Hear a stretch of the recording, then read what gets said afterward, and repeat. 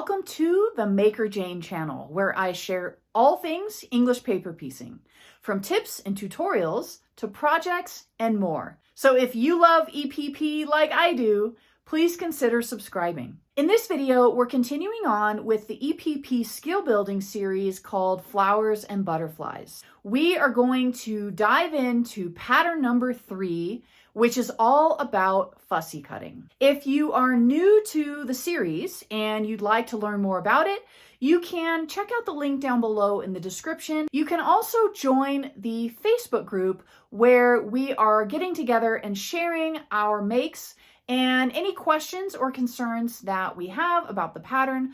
I'm there to answer them for you. And it's just a fun place where you can come hang out with other EPPers and have a little social time. So check that out if you'd like to meet some other English paper piecers. I'm super excited to get into this pattern with you this month. As I mentioned, it's pattern number 3 in our 4-part series. So we're almost through the series. We're getting into fussy cutting this month. And I have been really wanting to get into this with you. So I'm really excited that we're finally getting into fussy cutting.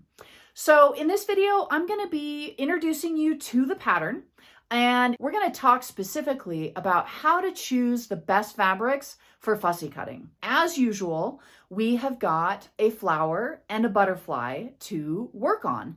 The reason I've chosen the flower and the butterfly is because they are two very different types of English paper pieced shapes. One, the flower, is more of a kaleidoscope shape, whereas the butterfly is less symmetrical than the flower and not necessarily a kaleidoscope shape. So it really gives you two completely different types of EPP patterns to play around with and work on your stitching skills and your basting skills, of course, but also your fabric selection skills. And that's what we're going to get into in this video. If you're interested in getting the pattern, you can always find it down below. Again, in the description, I've got links for you there. So I want to take you over to the work table. We're going to take a closer look at this month's pattern. Before we get into fabrics, I want to show you the different sizes of the Flowers and Butterflies pattern number 3 that come in the pattern. So you're going to get templates for 3 different sizes of both the flower and the butterfly. So let's first take a look at the flower, and I just have a standard letter size 8.5 inch by 11 inch sheet of paper here, just to kind of give you a reference for size. So this is the small flower, and again, we're going to talk about fabric in just a little bit, but I just want to go over the sizing real quick. And this fits nicely within an 8.5 by 11. And I think the measurements on this are, here, let me just get my ruler, because I don't have my measurements printed out in front of me. I'm just going to use my ruler real quick. So I'm measuring from tip to tip. It's about 5 3/4 inches. And because it's a symmetrical pattern, the maximum dimension is also going to be the same vertically. So that's the small. Then we have the medium. And this one measures, let's do point to point again, these points like we did before. This is about 7 3/4. And again, that's both up and down, 7 3/4. And then the large one is just over 9.5 inches. So you've got some good sizes to play with in your quilting projects. And I made these in 3 different sizes so that you can use them in different quilting projects. And if you are looking for some ideas on how to use your flowers and butterflies, stay tuned to the Maker Jane YouTube channel, because I'm going to be sharing some more small, quick projects that you can make with these patterns. Now, on the cover of this particular pattern, I've got a picture of, and I don't have it physically in front of me here yet. I haven't actually made it yet. But I've got a picture of an embroidery hoop behind the flower and the butterfly on the cover of the pattern. You may have already seen that already. And that is the project that I'm going to be showing you in this little mini stitch along series for this particular pattern. So in this video, we're covering fabric. The next video, we'll go ahead and start stitching the flower. The third video, we will stitch up the butterfly. And the fourth video for this pattern, we will put together that embroidery hoop. The materials for that embroidery hoop and all that, they're going to be inside, it's inside the pattern. So all you have to do is decide what size embroidery hoop you want to use and, match that up with whatever size motif you're making. And then you'll want to cut your background fabric larger than that embroidery hoop. And again, that's in the pattern. So you just refer to the pattern, and I'll be going over that again in the stitch along video for the embroidery hoop for that project. So these are the flowers. Again, we've got 5 3/4, 7 3/4, and about 9 1/2. And of course, you can always add these to just a nice square piece of background fabric, and then incorporate it into a quilt that way. So you could make up a whole bunch of the large flower and make an entire quilt with just the large flower in a square of maybe white or just a nice solid background that makes your flower pop. And then machine piece those squares together once you've got them all done, and you can just make a quilt just like that. So that's why in the patterns for this whole skill building series, for now, I've only included the actual motifs, and figuring that would give you freedom to really make these into whatever you want. You can also add these to bags. You may have seen the tote bag tutorial or stitch along that I did. I think that was last month, and I will link to that up here in the screen so you can check that out. Anyway, there's lots of options for your flowers and butterflies. So those are the flowers. I'm going to just set those off to the side. We'll come back to those and talk about fabric in just a moment, but I want to show you the sizes of the butterfly. So here's the small butterfly on that sheet of paper, and let me get you a width dimension here. So from tip to tip on the top wing, since that's the widest part of the butterfly, we're looking at almost 6 inches even, actually about 6 inches even. And the height of this is just under 4 inches, so about 3 3/4 inches tall. The medium butterfly is just over 7 1/2 inches. Height is about 4 1/2 inches high. And the large butterfly is 9 inches wide by about 5 1/2 inches. So again, I offered 3 sizes in the pattern.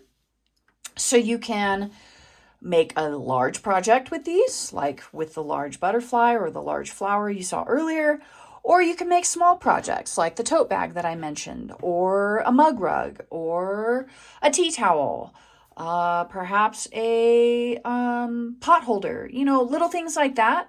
You could even add multiple small motifs onto maybe a baby quilt, or even a wall hanging quilt, or even a larger size quilt if that's what you want to do. So your options are endless, and again, I am trying to share some small quick projects with you here on the channel so you can get some ideas on how you can use these. So you've seen quite a few different color variations and fabric options. So let's get into talking about fabrics, and we'll go ahead and start with these butterflies. And I'm going to zoom the camera in just a little bit. We're going to move this paper out of the way.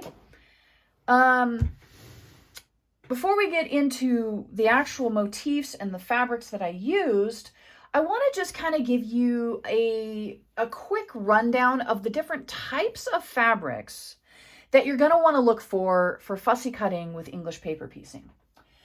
And as you know, if you've been in quilting any amount of time, you know that there are so many options of fabric out there.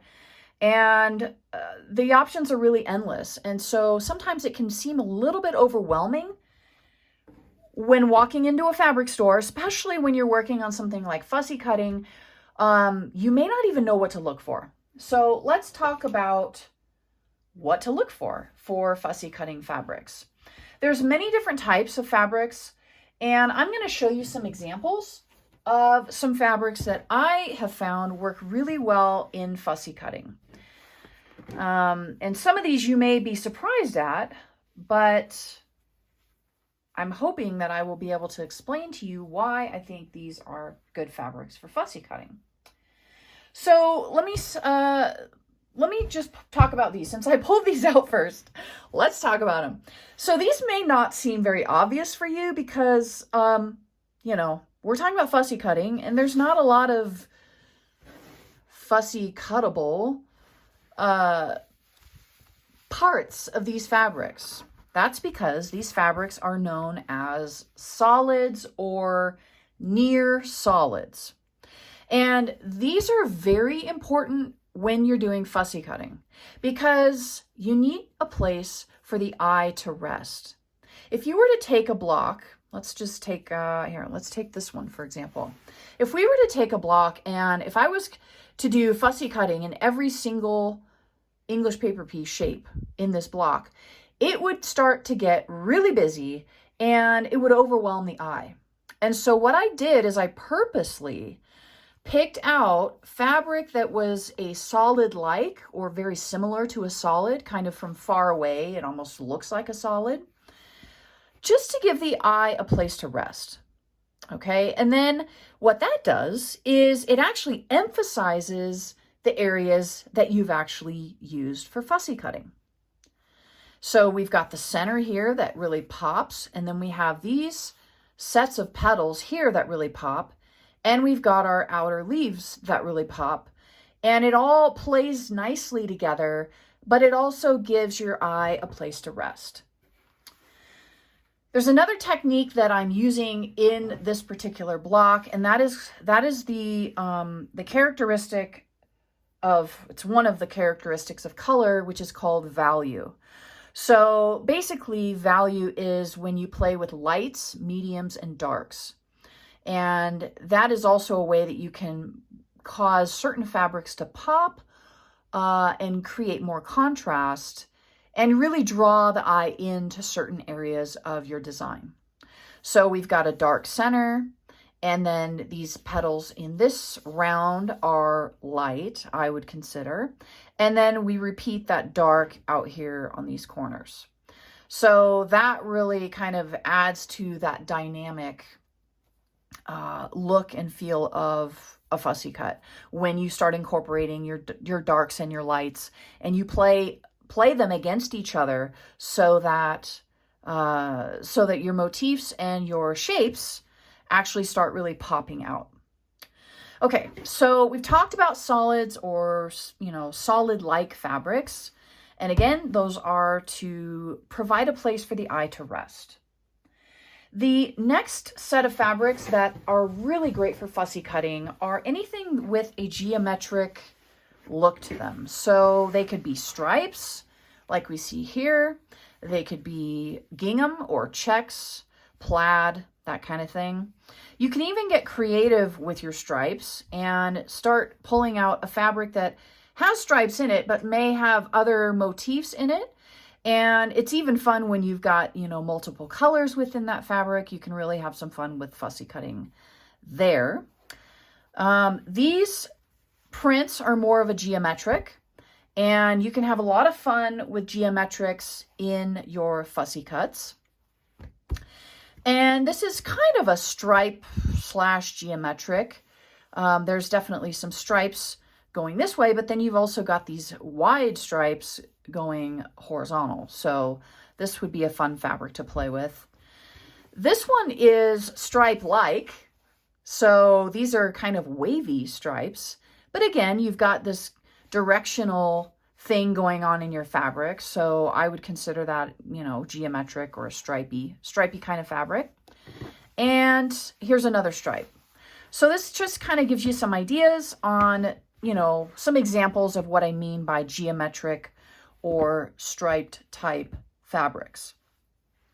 You can really use stripes to, you know, create new shapes and new dimensions, and even draw a focus in on certain areas of your English paper piece motifs. And I was just kind of looking around because I have a block around here somewhere. You might have actually seen it on one of my recent blog posts. I did a whole series on my 11 tips for fussy cutting on the blog, and I've got some blocks that I was working on, and I used stripes in those blocks, and I think I put them away. I don't have them at the moment, but I'll link to that blog post down below if you're curious about what stripes look like in some English paper piecing fussy cuts. You can check out that post. So another, and one of the more obvious, this is probably the most obvious types of fabrics that you would want to look for when you're out shopping or digging through your stash for fussy cuts, are what I call dynamic or more graphic types of prints. So I've got several examples here. There's different types of graphic prints, okay? And the first one I want to talk about is fabric that has a design on it, a repeating design on it, like this one.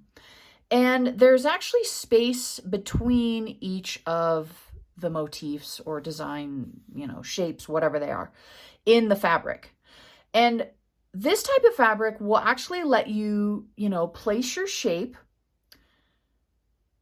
into an area and really isolate and center whatever that motif is within the shape. So you don't have any, you know, bleeding going on between these shapes. They're very isolated, and this is very fussy cut friendly. This just happens to be a polka dot, but there are many other fabrics, and I'll get to a few that I actually used in the butterfly block. There's one in particular that I'm thinking of that is very similar. It's a different type of print, but the motif in the print is isolated. So it really allowed me to pull that shape out and isolate it within the piece, the paper piece. So that's another type of fabric that you want to look for. You want to look for fabric that has a nice background space between motifs. That's very fussy cut friendly. Here's another example of a fabric that does have space between motifs. The major difference between this one and the one I just showed you over here is that these are kind of, you know, puzzled within each other. So I actually had difficulty. I really wanted to use this fabric for my samples for either the butterfly or the flower for this month. And I had a lot of difficulty figuring out how to get these shapes into my English paper piece shapes, and yet still have them be isolated. So you have to play with the shapes that you're working with, of the pattern that you're working with. Like, for example, this is one of the shapes from the butterfly for this month. And it's definitely an odd shape. But you kind of have to just figure out, you know, place it on your fabric and just play with what's going to fit best. So I ended up, you know, putting this aside and picking some other fabrics, which we'll go over in just a second, for these blocks, because it was just, with the shapes I was working with, it was just a little bit too difficult. But some of these smaller shapes, like this one here and these little shapes here, I think they'd be great, even this little flower here, or even this little birdie. They'd be great for smaller shapes because you can still isolate them. They still have some space around them so that you can isolate them out. So again, that's just another example of dynamic or graphic fabric that has space around the motifs. Other fabrics, which are also, you know, could be called dynamic, don't necessarily have that space around the motif. And these are going to come in a whole variety. These tend to be the larger prints. So this one here, I would consider maybe a small or medium print. This one, definitely a medium print. Parts of it may be more on the large side. But now we're starting to get into fabrics that are definitely a large print. And this one is really a great fabric because it already has a mirror. It's got a mirror image going on. Basically, it's symmetrical. So you could take your pieces and flip-flop them, which is what I did for the flower. I was able to mirror image this particular motif from the fabric that I had found. So this would be a great fabric for that type of thing. This fabric is definitely dynamic. It's got a lot going on, a whole lot going on. And yet there are still elements within this fabric that could be fussy cut. For example, I'm looking at these circles here, this here, these circles here, even these leaf motifs, these beautiful birds. They look almost like sparrows or seagulls, these silhouettes of the bird. Even the blue background, this kind of lacy motif here. So this fabric, like I said, has a lot going on, and there's a lot of potential for fussy cutting. So just keep your eyes open, you know, if you're at a quilt shop or if you're digging through your stash and you find a fabric that you really don't know what to do with, take it out, play around with it, see what you can do with it. And I do want to mention also, in one of my last videos, I showed you how to make your own DIY fussy cutting template. Let me see if I have one here. Yeah, here we go. So here's an example. This is just a hexagon, and I actually made some for this month's Flowers and Butterflies pattern, which I'll be showing you in future videos when we get into the actual stitch along for those butterflies and flowers. But you can use something like this with a very busy and wild fabric like this one is, and really get a feel for, you know, the different types of motifs that you can single out. Even though this fabric has a lot going on, this can definitely be used for fussy cutting. I mean, look at that. That fits perfectly within this hexagon. So if you haven't seen that video yet and you're interested in learning how to make your own fussy cutting template, I will put that up here in the cards as well, so you can check that out after you're done with this video. Another example of some dynamic fabrics. This is one that is another beautiful dynamic fabric. It's got a lot of different sizes of these pretty flower motifs. This is kind of a modern flower shape. And I like it because it's got a lot of different sizes to it. Even though we have these little kind of stem shapes going on that kind of interrupt this orange background, I still consider this more of an isolated motif, similar to this, because these flowers really pop out from the background. That yellow is light enough to where it's not really, it doesn't really draw my eye in too much, not as much as this pink. So, you know, you can use a fabric like this, you can isolate out these shapes, and you can fussy cut fabric like this as well. So it's kind of a combination of more of a busy fabric that you can still isolate out because the stems aren't as distracting as some of the background items that are in this fabric, for example. The last fabric that I want to show, that's just another example of a dynamic or, you know, graphic fabric, is this one here. This is a beautiful fabric. It's got a lot of different things going on, a lot of different colors in it. But what I like about it is that it's got so much potential.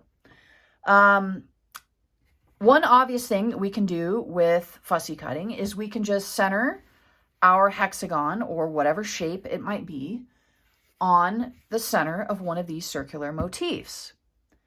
But another thing that we can do and this is a great fabric to demonstrate this, is we can use what's called a mirror, magic mirror. This particular mirror is from Marty Michelle, and I'll put a link to this down below in the description if you want to learn more about them.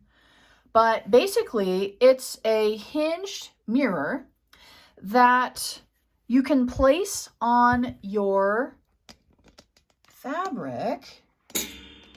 And if you have a template, a fussy cutting template, here, let's just try this, that you've made from the video that I mentioned earlier, you can place your mirror on your template and then move your template around looking for a fussy cut that you want to make. And when you have your template here, it helps you to adjust your mirror to the angle that your shape is. So for example, we're just using this hexagon. When I adjust the angle, we get 3 hexagons. So this simulates what this particular motif would look like if I were to find 3 of this exact one somewhere on this fabric, cut them out, and then stitch them together, you know, 3 together like that. So basically, the mirror gives you just more options when you're working with fabric. Back to this fabric though, I really like this because it just has multiple things happening. We've got a little bit of symmetry, but we also have, there we go. We also have some asymmetry going on. So you can really play with that when you're doing fussy cutting. So to sum up the dynamic fabrics, because I know that was a lot of information. Basically, what I like to do is I like to categorize my dynamic fabrics, set this one aside, into fabrics that have symmetry and fabrics that don't have symmetry. So this is kind of in the middle because it's got symmetry, but then it doesn't have symmetry. There's some areas of symmetry, like for example, let me pull out, let's see, I want a flower. And when I'm saying symmetry, and we're going to get to look at this a little bit closer when we get into the flowers, because the flower is a great pattern to practice symmetry with, okay? So for example, this shape, when you piece it together in the flower, like I did here, one side is pointing to the right and the other side is pointing to the left, okay? So this, you can use that to create a mirror or a symmetrical illusion, okay? So it helps to have fabric that you can take your template and cut out fabric this going this way for the right side, and then flip it, and let's go over here because there's more room, flip it and cut out fabric going the other way, and you've still retained that symmetry. So this is another fabric that has that symmetry already built in. So I could cut one going this way, and then I could find the repeat, which is down here, and cut another one going this way. And then in my piecing, I would put those two together and they would, you know, be mirrored image of themselves. And you can do that with any fabric that has that symmetry. So there's fabrics that have symmetry that are dynamic or graphic, and then there are fabrics that do not have symmetry. Now within this fabric there's some symmetry, but overall this fabric doesn't have a lot of symmetry. There's just so much going on, and it's beautiful. There's just a lot going on, and there's a lot of potential in this fabric. This one here, I would say, is probably, at least to my eye initially, is probably more on the symmetrical end of the spectrum because the flower itself has some symmetry. But if you look at this particular motif, it's going in one direction, and I'm not sure, let's just take a quick look. I'm not sure this exact shape is mirrored in the other direction. Actually, it might be right here. So let's flip this around. So right now we've got these little guys going to the left. If I flip this around, now we have some going to the right. So this fabric could potentially have some symmetry. So I would put this in the category of symmetry, kind of like this one, kind of in the middle. So those are going to be the two or three main categories of more of the graphic fabrics that you're going to see out there. Completely asymmetrical, somewhat symmetrical, and definitely symmetrical. And any of these can be used for fussy cutting. It's just a matter of the type of design that you're working with, the type of pattern that you're working with, and how it's designed. If the pattern itself has symmetry, then you may want to work with a fabric that has more symmetry to it. But that's not a requirement. That's not always the case. And you can kind of play around with asymmetry, which I'm going to show you next. So let's take a look back at these fabrics, back at these flowers rather, and I'm going to show you the actual fabrics that I used for them and review the different types of fabrics that I just went over, just to kind of give you some better ideas of what kind of fabrics you can use. So this first flower we're looking at here is the small flower for pattern number 3. And I've got 3 main fabrics that I used for this. So here's my solid-like fabric that I used to kind of give the eye a place to rest. This is a very geometric fabric that obviously I used for the center and for those outer leaves. And then this fabric is what I would consider a graphic fabric or dynamic. And there is a bit of separation. Not quite enough for what I was really going for, but I was able to get away with it. So these little green flower motifs ended up being in my petals because I really couldn't get around it. If there had been a little bit more space around these, I think I would have achieved what I was going for at least.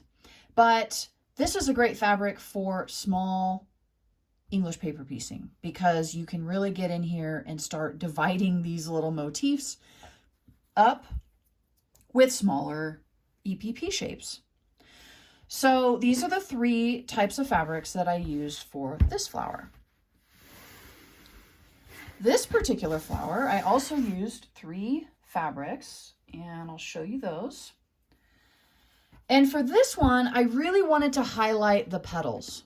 So I wanted the center and the leaves, the outer leaves, to really be a peaceful place and to not really draw the eye away from the petals. So those are my 2 solid or solid-like fabrics. This is kind of a mottled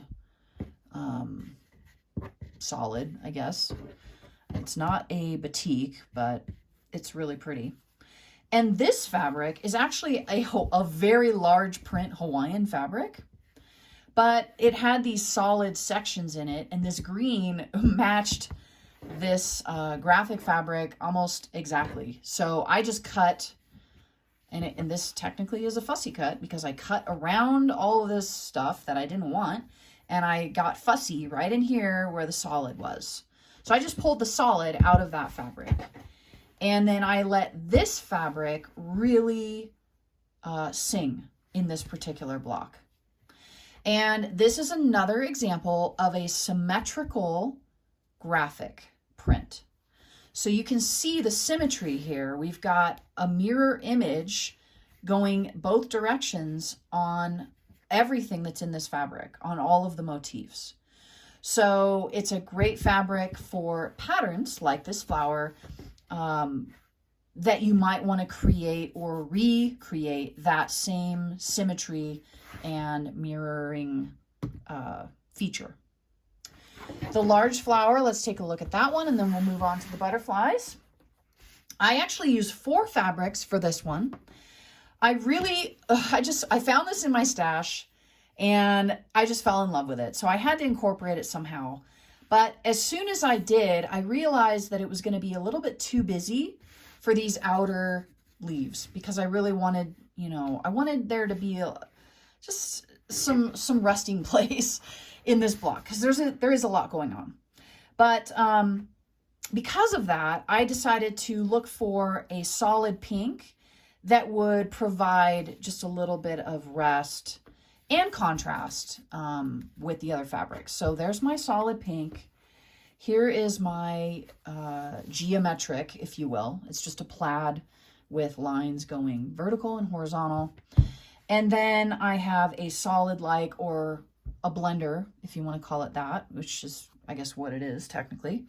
And so notice, I mentioned earlier, it's good to play with value. So notice I am playing with value here. I've got a light.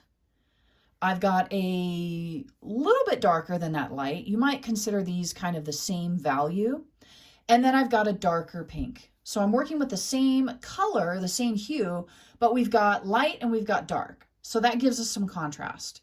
And you can see that here in the block. We've got the dark, the light, and the light. So these really pop. This dark pink pops out. And we also have this green fabric, which is kind of right in the middle. So that's going to be like the medium fabric in the bunch. And it also happens to be my graphic fabric. And this fabric is not symmetrical. This is actually a very asymmetrical fabric. So, but I wanted to create some symmetry in this block. So what I was able to do is I was able to find these dark flower motifs, one pointing to the left and one pointing to the right. But you'll notice that these other little flower motifs are not exactly the same from one to the other, because again, the fabric is not symmetrical.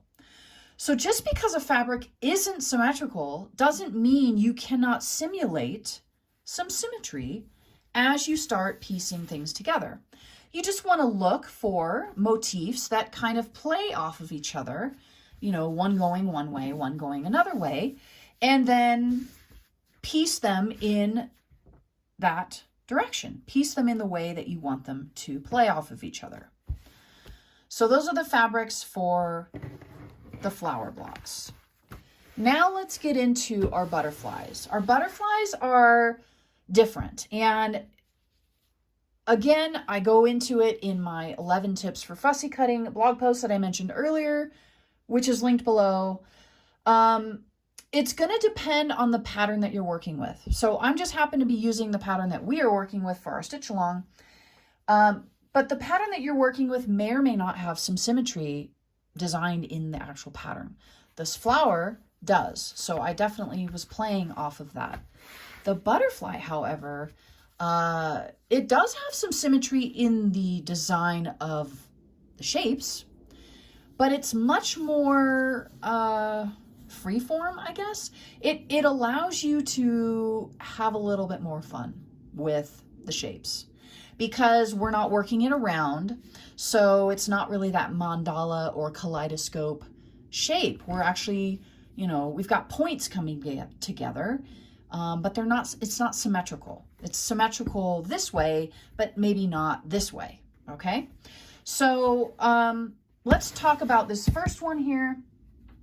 Now, this one is a fussy cut, but it's not symmetrical. So let's talk about this. This was my fussy cut fabric that I decided to go with. And there is not a lot of fabric that I had to work with. I had a charm pack that I just happened to grab or find in my stash and thought, oh, I love this fabric, but there's really not much I got to work with. So that's why I made this small butterfly, by the way. And I even, you know, used the smallest pieces within this butterfly. But basically, you'll notice here, the colors are not mirrored, you know, from one side of the butterfly to the other. And yet we still get a kind of a simulation. It's definitely a fussy cut because I was picking out certain parts of these shapes and, you know, trying to get all of these wide sections of these little shapes to kind of line up, you know, at a certain angle. So it was definitely a fussy cut, but it's not symmetrical. And that's okay. You can totally play around with fussy cutting. It doesn't have to be symmetrical, and you can just have fun with it. And that's basically what I did with this block. I just experimented and had fun with it. Now these two fabrics are going to be more of the blender or the solid like, you know, category of fabrics. This one I would consider more of a graphic or dynamic fabric, but you'll notice there's no space, you know, around these motifs. They're kind of all set right next to each other and jammed together.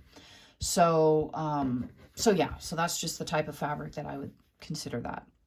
I don't have any more of this orange. I used all of it up for this particular block, but I just pulled this one out to give you another example. Basically, again, it's just a solid like fabric that gives your eye a place to rest. And you can see here as well, I'm also playing with value. So we've got some light, or rather a medium shade, and then we've got our darker shades here, and they you know, play off of each other and contrast each other with the value, really allowing certain sections of that butterfly to pop and to kind of, you know, be enhanced a little bit. So that was the small butterfly. Let's take a look at the medium butterfly. This was a lot of fun. And this fabric, I actually used 4 fabrics here. Let me pull out the other one. So just again, going over the different categories of fabric that I used for this particular fussy cutting motif. And let me just close that a little bit. There we go. So we've got our solid like fabric. This is a batik, and I used that for the body. I've got a small motif type of fabric, and this is a small print. This is the one that I actually wanted to show you that I mentioned earlier. So it's a small print, but it has space around the actual motif. And again, depending on the size of the EPP pieces that you're working with and the pattern that you're working with, you can isolate out some of these shapes. So that's what I was able to do on these pieces here. Because these pieces are larger, I wasn't able to isolate, but I still was able to fussy cut and incorporate, you know, a second little flower motif in there. And you may or may not notice it, but it's not an exact symmetry. So this fabric, I couldn't find it. I could not find symmetry within the actual flowers where I could mirror the exact flowers, you know, one off the other. But because the, you know, design is small enough, I would think I was able to achieve a pretty decent, you know, symmetry. It's kind of a symmetrical illusion, if you will. Anyway, so I really liked this fabric because the pieces that I was working with were small enough that I was able to isolate out to a point. And so it's just nice being able to find a fabric that you can isolate out, because it does also give your eye a place to rest. So even though I have a fussy cut here, with that background color and that isolation around the shape, it gives the eye a place to rest. The next fabric is the graphic fabric that I really wanted to, this was actually the fabric that I had started with for this particular fabric pull. And I really loved these like pinwheel shapes and wanted to highlight those in the biggest section of the butterfly. And then this is just a blender type of fabric that, you know, goes with these guys here. And it's lighter. So again, we're playing with value. So we've got light, we've got some darks here and here with the aqua. And oh, it looks like I forgot to pull this fabric out, which I don't have sitting here on the table. But so this particular one looks like it's a 5 fabric pull. I'm missing one here in the stack. So, you know, sometimes less is better, but sometimes, you know, you can really start incorporating more and more fabrics. I really wanted to emphasize the orange because I had a lot of aqua and green going on in this. I really wanted to emphasize the orange and the pink. So I was really happy when I found this fabric that kind of brought out that pink. And then I used this lighter orange, again, playing with value, and pulled a little bit of the hint of orange for the body of the butterfly, and giving the eye a little place to rest as well. The last butterfly that we'll talk about, and the last one we're going to talk about today, is this one. And I think I forgot to mention it, and I'm going to mention it now. I am going to write a blog post, and I'm hoping I will have it up by the time this video is posted. But the blog post, I'm going to be sharing how I came up with my color layouts, especially for the butterfly. I think that's probably what I'll be focusing on. And I'm going to be sharing some additional coloring ideas that you can use when you're working on your pattern. So I will link to that blog post down below if I do get it written in time for this video. I'm really trying to get this video out this week for you, and I'm just not sure I'm going to be able to get that blog post up by the time I post this video. But I will definitely be writing the blog post. So if you're watching this later on, maybe a month from now, from when I actually originally posted this, then that blog post should definitely be up by then. Okay? So for this particular fabric, I really wanted to get geometric, or this particular size of butterfly, excuse me. I really wanted to play with geometric, and I've had this Juicy Juice fabric for a while now, and I've been wanting to use it, and I'm super excited that I was able to use it in this butterfly. I found a picture of a red and black butterfly online, and that was my inspiration for this layout of my pieces and my fabrics. And again, check out the blog post I just mentioned if you'd like to see a picture, the actual picture that I found online. So what I did is I picked out a graphic print, and this is also a symmetrical print. And what I have found in doing this project and in the fussy cutting that I've done even in the past, what I've been finding is that I really love working with symmetrical prints. The ones that are less symmetrical are a little bit more challenging to play with. They take me a little bit more time to really find what I want to work with. You may find that that's different. I don't know. But I'm finding that I really love these symmetrical prints. So yes. So this is my graphic, Symmetry graphic print. I also have this graphic print, and it does allow for some isolation. So we've got some space between these little modern flower type of motifs. They almost kind of look like bacteria cells or amoebas or something, but I'm going to call them flowers. So I was able to isolate out and really highlight those red dots. And I chose this fabric because it's light and it gave some contrast to the prints because I'm working with a dark, a medium, and a light. So this is a really good example of value as well. And then I've got this kind of solid-like or blender fabric because I wanted a black, but I didn't want just a solid black. I really wanted to kind of give it, you know, a little bit of movement, especially because it's a butterfly, and butterflies are usually always moving whenever I see them in the garden. So I really liked this blender. It's actually a batik, and it has this marble effect with these little kind of square dots in it as well. So these are, again, just some more examples of fabrics that can be used for fussy cutting. I hope this video was helpful for you and that you learned something new about how to choose fabrics for fussy cutting. If you're joining the stitch along, go ahead and get your pattern from the link down below in the description. Get your templates all prepped and go ahead and start pulling some fabric for whichever motif you want to make, whether that's the flower or the butterfly or both, if you want to do both. Because in the next video, we are going to go ahead and start stitching the flower. So I want to make sure that you're prepared, you've got your pattern and your templates, and your fabric's ready to go. If you have any questions about fussy cutting, and specifically about how to choose fabrics for fussy cutting, do leave them down in the comments below. I really look forward to reading your comments, and if I can be of any help to you, I really enjoy doing that as well. So let me know in the comments below if you have any questions, and I will get back to you as soon as I can. Thank you so much for watching this video. Until next time, keep on stitching.